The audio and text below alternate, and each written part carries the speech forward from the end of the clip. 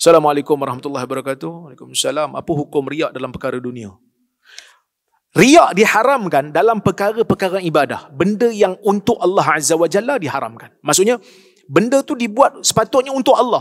Solat, puasa, zakat, bersedekah.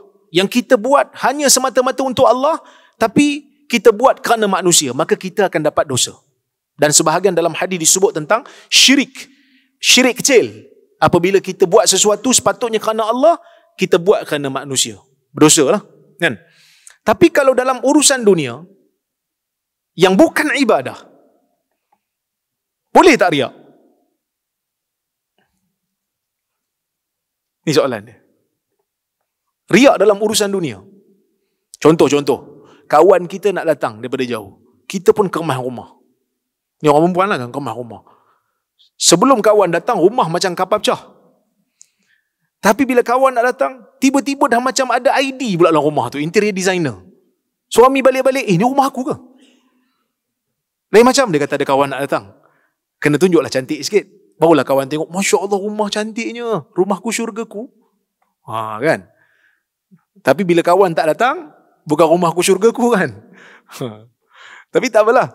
Boleh ke tak boleh? Supaya bila kawan dia masuk, kawan dia tengok, kawan dia pujuk, kau rajinnya kau, dia pun suka. Masya Allah, kawan aku kata aku rajin. Salah tak?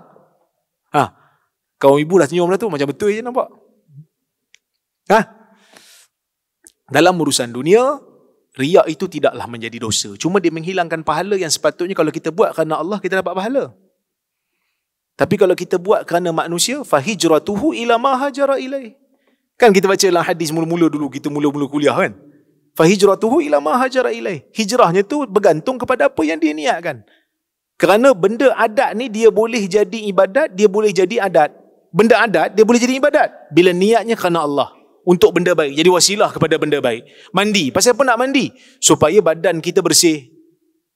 Adat. Tapi kalau kenapa mandi? Supaya nanti bila pergi solat lebih selesa, tak ganggu orang lain. Kerana ia adalah sunnah membersihkan badan supaya badan tak berbau. Kerana itu adalah tuntutan Nabi SAW, maka dia jadi ibadat. Makan harus adat. Tapi kenapa kau makan ni? Makan ni supaya saya dapat tenaga. Supaya dapat tenaga, malam boleh qiyamul lail umpamanya. Jadi ibadat. Makan tu kerana dia menjadi wasilah. Maka kalau kita buat kerana manusia, benda-benda adat ni, dia tak jadi dosa lah. Dia tak jadi dosa. Kerana kalau tak niat ibadat pun dia tak berdosa. Cuma dia menghilangkan satu kelebihan lah, iaitu pahala kalau kita buat kerana Allah Subhanahu wa ta'ala.